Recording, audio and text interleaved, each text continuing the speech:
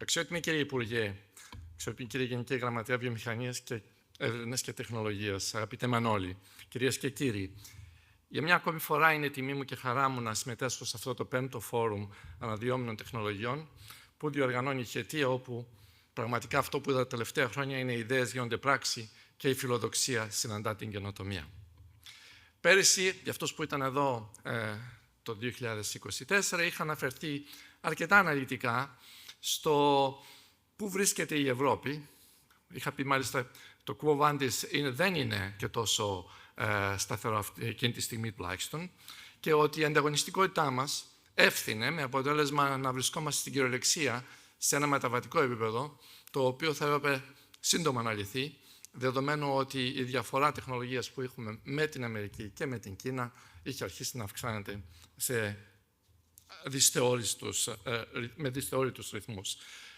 Ένα χρόνο μετά είναι αρκετά πράγματα τα οποία έχουν γίνει και θα ήθελα λοιπόν να αναφερθώ ακριβώς σε αυτά τα πράγματα σήμερα με δύο κεντρικά θέματα. Το πρώτο είναι το πού βρισκόμαστε με την ανταγωνιστικότητα και τι έχει γίνει από πέρυσι μέχρι σήμερα.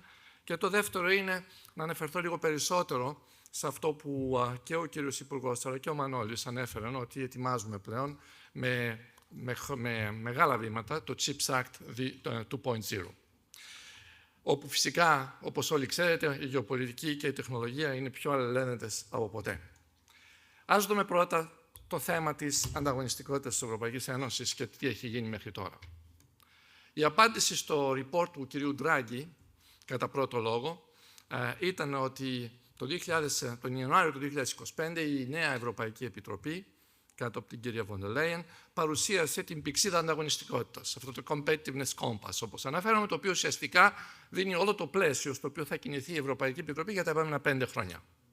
Όπως βλέπετε στη διαφάνεια αυτή, 3 είναι οι βασικές κατευθύνσεις, οι 3 βασικοί πυλώνες, στην κάλυψη του χάσματος της καινοτομίας, στην αποανθρακοποίηση της οικονομίας και στη μείωση των εξαρτήσεων της ευρωπαϊκής οικονομίας και της ευρωπαϊκής τεχνολογίας από άλλες πηγές και από άλλες χώρες. Ο πρώτος πυλώνας είναι ίσως αυτός που μας ενδιαφέρει περισσότερο εδώ, αν και ο τρίτος πυλώνας επίσης έχει ορισμένα χαρακτηριστικά, τα οποία είναι, θα έλεγα, αρκετά αξιόλογα και για μας εδώ πέρα.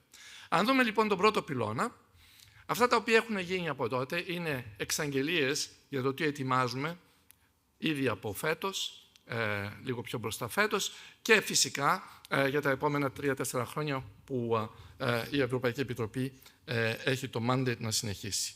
Το πρώτο και βασικότερο το οποίο έχει γίνει είναι αρκετά πράγματα γύρω από την τεχνητή νοημοσύνη. Ξεκινήσαμε από τον Απρίλιο το AI Continent Action Plan, γύρω από το οποίο στήσαμε επίσης το Apply AI, στρατηγική Apply AI. Συνεχίσαμε με την ανακοίνωση του πλάνου που έχουμε, τις στρατηγικές που έχουμε στις κβαντικές τεχνολογίες. Και αυτή τη στιγμή προωθούμε ορισμένους νόμους, οι οποίοι περισσότερο αφορούν, θα έλεγα, το υπολογιστικό νέφος και την τεχνητή νοημοσύνη και θα τα δούμε λίγο αργότερα. Αλλά ας ξεκινήσω από την τεχνητή νοημοσύνη, που νομίζω ότι είναι ένα συνολικό θέμα το οποίο ενδιαφέρει πολλούς εδώ σε αυτή την αίθουσα.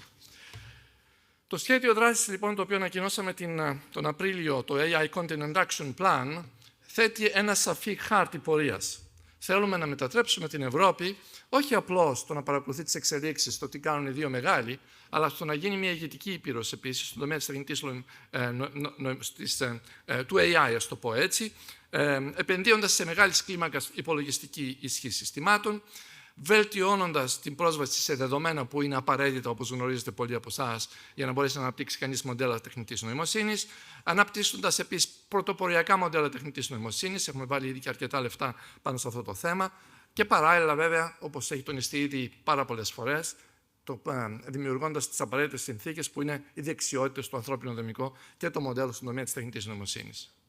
Σήμερα έχουμε ήδη δημιουργήσει ένα δίκτυο από εργοστάσια τεχνητής νοημοσύνης, όπως τα ονομάζουμε, AI Factories, σε 16 κράτη-μέλη, και φυσικά είναι η χαρά μας να δούμε ότι και η Ελλάδα είναι ανάμεσα σε αυτά τα 16 κράτη-μέλη, όπου ο σκοπός είναι όχι απλώς να δώσουμε την υπολογιστική ισχύ που χρειάζεται κανείς και την τεχνητή νοημοσύνη, αλλά να συνδέσουμε με τον καλύτερο δυνατόν τρόπο τους ερευνητές μαζί με τις μικρομεσαίες επιχειρήσεις αυτές οι οποίες έχουν το βασικό ρόλο για την προώθηση μοντέλων τεχνητής νοημοσύνης, έτσι ώστε να μπορούν μαζί με τα δεδομένα τα οποία δημιουργούμε να ανταγωνιστούν σε παγκόσμιο επίπεδο.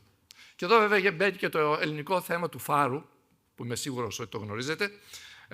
Ήταν από τις πρώτες χώρες η Ελλάδα που κατάφερε να πάρει ένα εργοστάσιο τεχνητής νοημοσύνης και γύρω από τον υπερυπολογιστή δέδαρο, τον οποίο ελπίζω θα δούμε να λειτουργεί γύρω από το Πάσχα του 2026, που σημαίνει ότι θα έχουν ήδη δημιουργηθεί οι βάσεις υποδομής, έτσι ώστε να αναπτύξει η Ελλάδα τα απαραίτητα εργαλεία για την ανάπτυξη τεχνητής νοημοσύνης σε ένα άλλο επίπεδο από αυτά που έχουμε τώρα και φυσικά επικεντρώνοντας επίσης τη στρατηγική της τεχνητής νοημοσύνης, η οποία ήδη έχει ανακοινωθεί εδώ και αρκετό καιρό.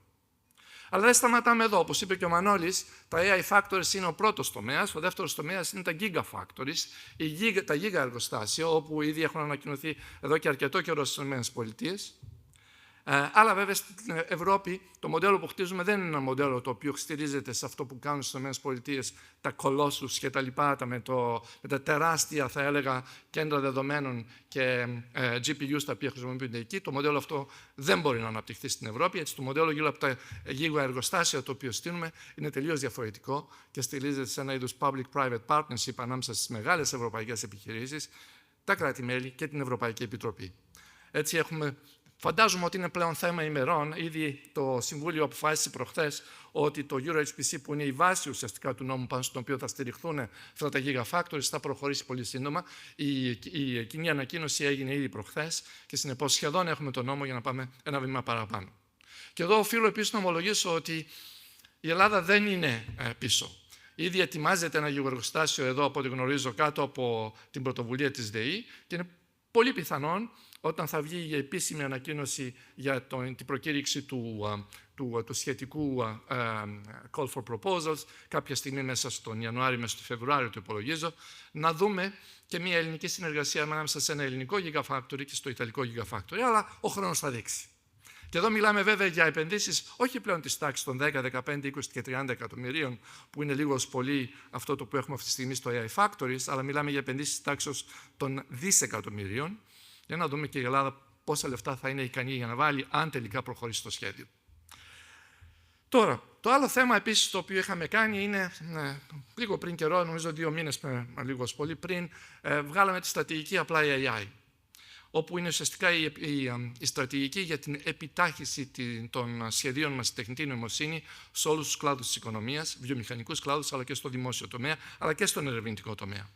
Εκεί το βασικό σημείο από το οποίο ξεκινήσαμε είναι First AI, με την έννοια ότι όταν έχουμε ένα συγκεκριμένο πρόβλημα, είτε στο δημόσιο τομέα είτε στο βιομηχανικό τομέα, ας δούμε πρώτα τι λύσεις μπορεί να δώσει η τεχνητή νοημοσύνη πριν απευθυνθούμε σε πιο παραδοσιακές λύσεις.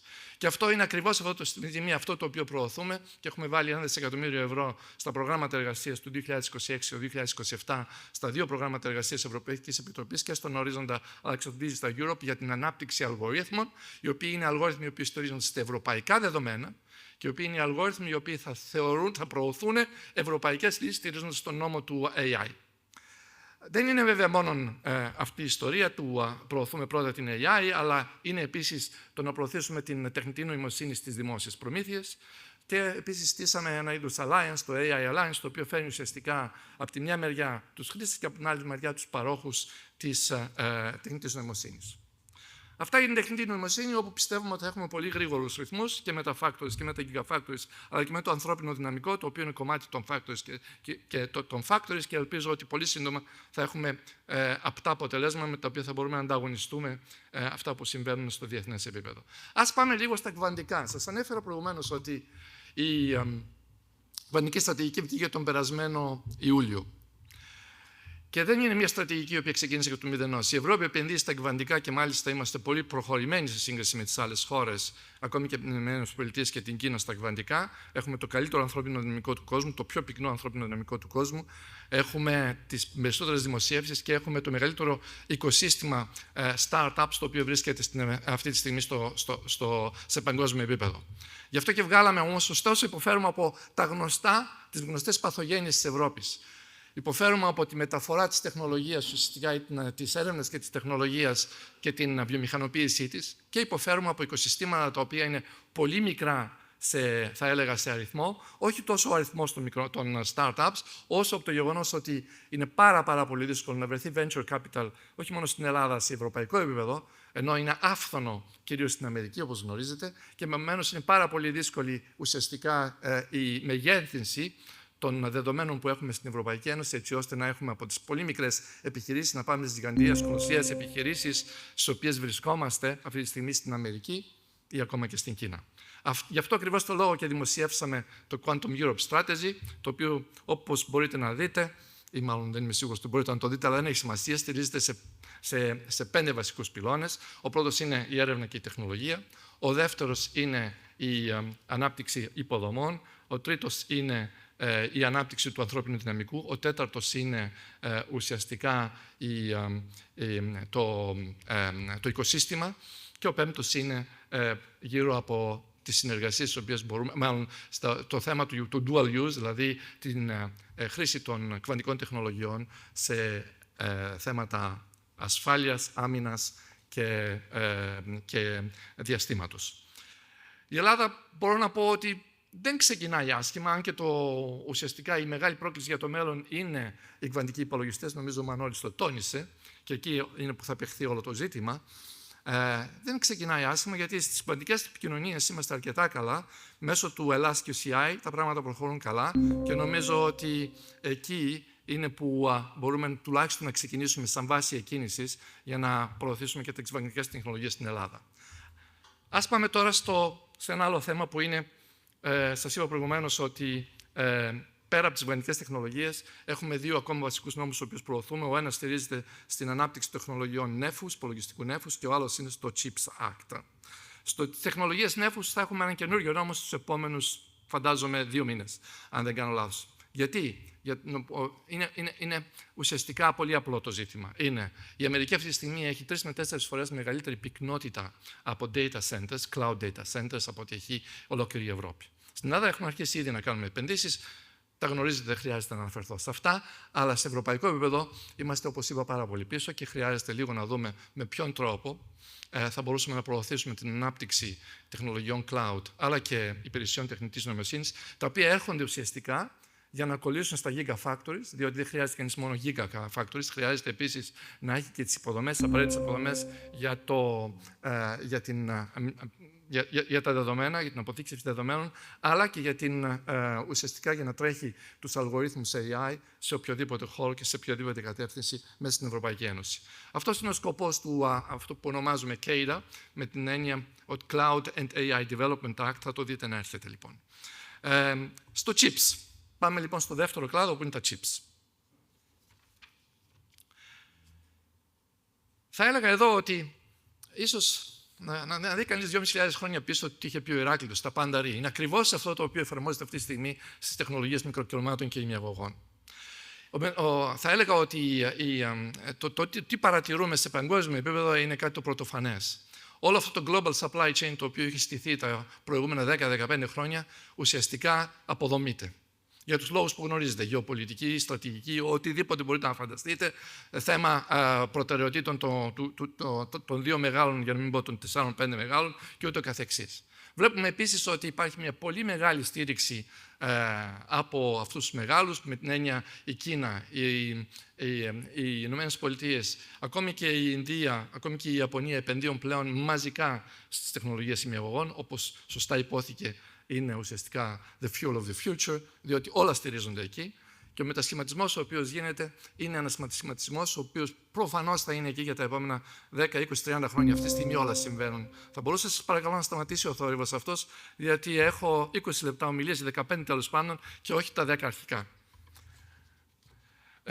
Τώρα, εκείνο το οποίο επίσης παρατηρούμε είναι ένα είδος weaponization, θα το έλεγα οπλοποίησης, αν θέλετε, το τι συμβαίνει αυτή τη στιγμή στην αλυσίδα εξάρτησης, στην εφοδιαστική αλυσίδα μάλλον, σε επίπεδο εξάρτησης από διάφορες τεχνολογίες.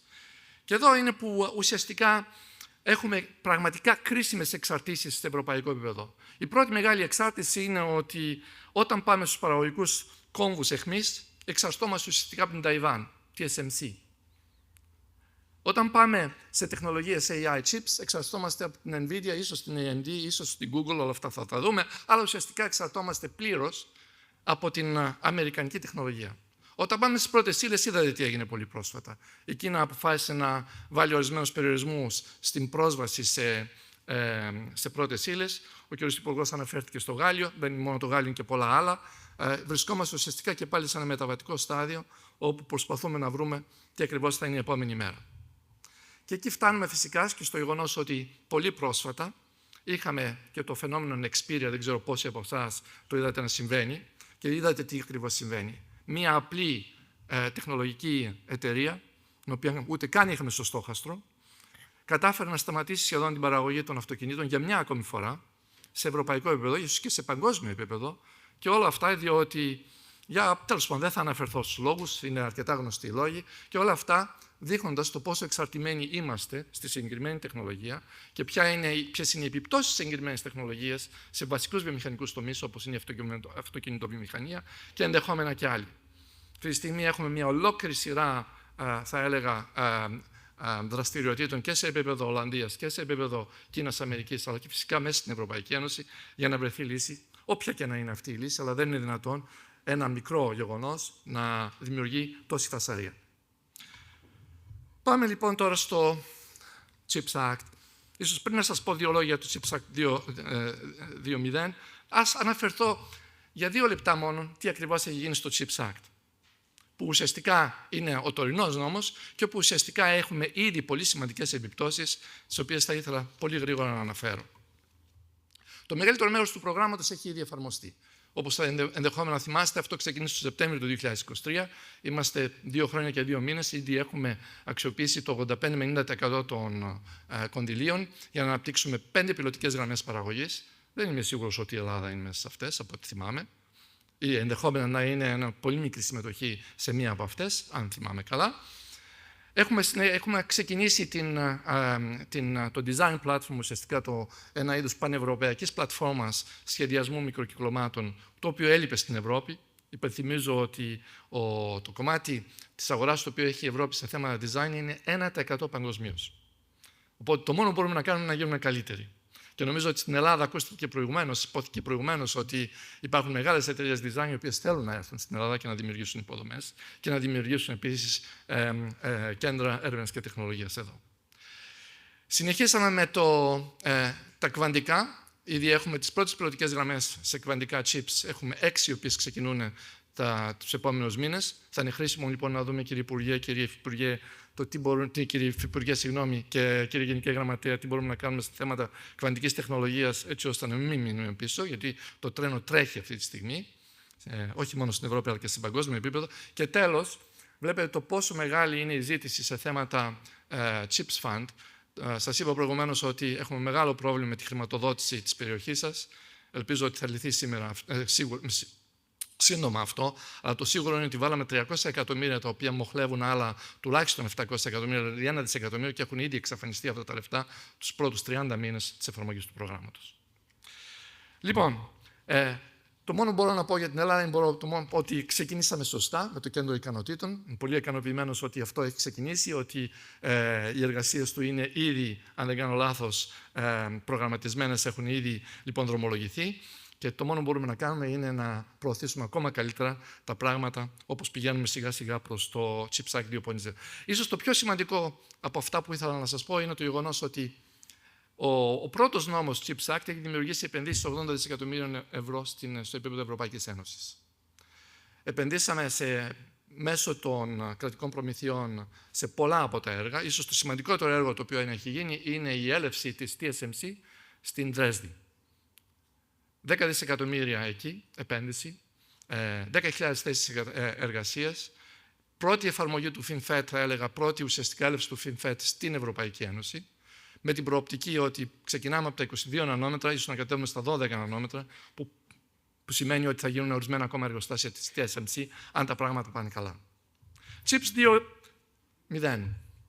Εδώ έχετε μια συνολική εικόνα του τι ακριβώς θα είναι αυτό. Γιατί χρειαζόμαστε το CHIPS 2.0. Διότι βλέπουμε ότι στο πρώτο πρόγραμμα υπάρχουν ορισμένα πράγματα τα οποία δεν έχουν καλυφθεί σωστά. Ποια είναι αυτά? Παρά το γεγονός ότι έχουμε αυτές τις επενδύσεις που σας είπαμε, ίσως η μεγάλη αποτυχία της Ευρωπαϊκής Ένωσης αυτή τη στιγμή είναι η μία έλευση της Intel. Για τους λόγους που γνωρίζετε, δεν φταίει η Ευρωπαϊκή Ένωση γι' αυτό. Φταίει η ίδια η Intel, αλλά και το τι έχει ακριβώς γίνει στις ΗΠΑ από τότε που η νέα κυβέρνηση Τραμπ έχει βγει. Λοιπόν, εκεί ήταν μια επένδυση 15-20 δισεκατομμύριων, θα ήμασταν αυτή τη στιγμή γύρω στο κοντά στα 95 με 100 δισεκατομμύρια και θα είχαμε καλύψει ένα χώρο, ζωτικό χώρο, στον οποίο έχουμε μεγάλη έλλειψη στην Ευρωπαϊκή Ένωση. Κανείς αυτή τη στιγμή δεν έχει επενδύσει σε τεχνολογίες αιχμής κάτω από τα 5 νανόμετρα, ούτε καν η TSMC. Δεν μιλάω για 3, δεν μιλάω για 2. Ήδη οι Ιάπωνες αναπτύσσουν γοργότατα την περιοχή, έτσι ώστε να ανταγωνιστούν τη TSMC. Οι ΗΠΑ γνωρίζετε πολύ καλά τι έχουν κάνει ή προσπαθούν να κάνουν. Στην Ευρώπη είμαστε αυτή τη στιγμή στο 0 σε αυτές τις περιοχές. Και δεν είναι ότι δεν θέλουμε, είναι ότι αυτή τη στιγμή τουλάχιστον από τη μεριά της ζήτησης υπάρχει μηδενική ζήτηση. Και ελπίζουμε ότι η ζήτηση αυτή θα αυξηθεί κατακόρυφα, μια και οτιδήποτε είναι AI chips, οτιδήποτε είναι αυτόνομα αυτοκίνητα, οτιδήποτε είναι drones, οτιδήποτε είναι πράγματα τα οποία σχετίζονται με τεχνολογίες 5ης και 6ης γενιάς επικοινωνιών, θα στηρίζονται ακριβώς σε αυτά. Φυσικά εννοείται ότι τα γίγα εργοστάσια μας, όπου τα πρώτα θα δημιουργηθούν τους επόμενους λίγους μήνες, στηρίζονται σε τεχνολογίες αυτής της γενιάς. Επομένως, αν θέλουμε να παίξουμε ρόλο σε επίπεδο Ευρωπαϊκής Ένωσης και σε αυτές τις τεχνολογίες, είναι μια επένδυση η οποία πρέπει να γίνει. Αν μου πείτε για το ύψος της επένδυσης, σας λέω από τώρα, η Rapidus στην Ιαπωνία επενδύει 40 δις. Είμαστε ικανοί να το κάνουμε? Δεν ξέρω, θα το δούμε. Αυτός είναι πάντως ένας από τους σχεδιασμούς. Ο δεύτερος σχεδιασμός είναι ότι αν δεν επενδύσουμε σε πράγματα τα οποία λείπουν στην Ευρώπη, το λεγόμενο economic security, το οποίο ξεκίνησε επιτέλους στις βάσεις που έπρεπε να ξεκινήσει τους τελευταίους 12 μήνες και μάλιστα την προηγούμενη εβδομάδα βγάλαμε και μια ανακοίνωση για το θέμα, θα πρέπει λοιπόν να δούμε πού ακριβώς, σε ποιες περιοχές της αληθείας τροφοδοσίας έχουμε κενά σε ευρωπαϊκό επίπεδο. Ανέφερα την Xperia προηγουμένως, και εκεί θα πρέπει να επενδύσουμε. Το σίγουρο είναι ότι αν δει κανείς σε ευρωπαϊκό επίπεδο τι έχουμε από πλευράς τεχνολογίας μνήμης αυτή τη στιγμή, δεν υπάρχει ένα εργοστάσιο το οποίο να τις παράγει. Εξαρτώμαστε πλήρως από την Κορέα, ακόμη και από την Κίνα ή γενικότερα από την Ανατολική Ευρώπη. Και αν δει κανείς επίσης στον τομέα του packaging, δεν ξέρω πώς είναι, συσκευασίες, δεν ξέρω πώς συσκευασίες, ουσιαστικά είμαστε πάρα πολύ πίσω. Έχει γίνει δύο επενδύσεις που υπάρχουν στην Πορτογαλία και στην Ιταλία. Υπάρχει προοπτική και στην Ελλάδα, το γνωρίζω, αλλά θα πρέπει ουσιαστικά να προωθήσουμε αυτά τα πράγματα τα οποία λείπουν μαζί με όλα τα άλλα. Δεν σημαίνει ότι όλα τα άλλα τα οποία προωθήσαμε στο CHIPS Act θα σταματήσουν, αλλά αυτά είναι δύο βασικές προτεραιότητες όπου σίγουρα θα πρέπει να αναπτυχθούμε αν θέλουμε να τοποθετηθούμε σωστά τα επόμενα χρόνια. Τα υπόλοιπα από το CHIPS Act 2.0, το οποίο ουσιαστικά λογικά θα πρέπει να βγει μέχρι τον Μάρτιο του 2026, είναι αυτά τα οποία βλέπετε στη διαφάνεια, με την έννοια ότι εάν θέλουμε επίσης να τοποθετηθούμε σωστά, θα πρέπει να δούμε οι μεγάλες βιομηχανικές περιοχές της Ευρώπης πώς μπορούν να γίνουν οι μεγάλες χρήστες ουσιαστικά αυτών των πραγμάτων. Και να χρησιμοποιήσουμε επίσης την πλατφόρμα design την οποία έχουμε στήσει αυτή τη στιγμή, έτσι ώστε να έχουμε πολύ μεγαλύτερη καινοτομία, με τη δημιουργία μεγάλων design centers σε όλες τις περιοχές, μπορεί κανείς να φανταστεί, σε επίπεδο Ευρωπαϊκής Ένωσης. Αυτές θα είναι ουσιαστικά οι βασικές προτεραιότητες, συνεχίζοντας αυτά τα οποία έχουμε χτίσει και επενδύοντας ακόμη περισσότερο, προσπαθώντας να τραβήξουμε και ενδογενείς ουσιαστικά, θα έλεγα, επενδύσεις, αλλά και επενδύσεις οι οποίες μπορούν να έρθουν από τις χώρες του εξωτερικού. Λοιπόν, αυτά τα λίγα ήθελα να πω σήμερα για το θέμα αυτό, για το CHIPS Act 2.0 και ουσιαστικά να πω ότι η πρόταση την οποία έχει κάνει η Επιτροπή πολύ πρόσφατα, μέσα στο καλοκαίρι, αρχές καλοκαιριού, για το τι θα είναι το επόμενο MFF, πηγαίνει σε αυτή την κατεύθυνση. 2-3 εκατομμύρια. Δεν ξέρω τι θα γίνει με τα κράτη-μέλη και πόσα από αυτά θα απομείνουν εκεί για να πούμε ότι έχουμε κάποιο φιλόδοξο πρόγραμμα για τα επόμενα 7 χρόνια, αλλά τουλάχιστον σε αυτά τα 2-3 εκατομμύρια είναι μισό δισεκατομμύριο το οποίο πηγαίνει σε τεχνολογίες ανάπτυξης, το European Competitiveness Fund. Και μέσα σε αυτό το μισό δισεκατομμύριο είναι φυσικά όλα αυτά τα οποία ανέφερα σήμερα. Ίσως για πρώτη φορά έχουμε βάλει τα ψηφιακά τόσο υψηλά. Είχα 20-25 δισεκατομμύρια να διαχειριστούμε τα προηγούμενα 7 χρόνια, μάλλον μέχρι το 2027. Ο πύχης πάει τώρα στα 70 δισεκατομμύρια ευρώ, αν παραμείνει αυτό το ποσό. Και φυσικά τα 70 δισεκατομμύρια ευρώ δεν είναι μόνο grants, δεν είναι μόνο λοιπόν επενδύσεις όπου μπορεί κανείς να έρθει και να πει στη βιομηχανία, αλλά και στα ερευνητικά κέντρα, αυτά είναι για εσάς. Θέλουμε να γίνει μόχλευση, θέλουμε να χρησιμοποιήσουμε καινούριου είδους, θα έλεγα, χρηματοδοτικά εργαλεία, έτσι ώστε τα 70 δισεκατομμύρια να γίνουν 700 ή ακόμη περισσότερο. Λοιπόν, αυτά τα λίγα για σήμερα. Θα ήθελα επίσης να πω ότι ο στόχος μας είναι λοιπόν σαφής.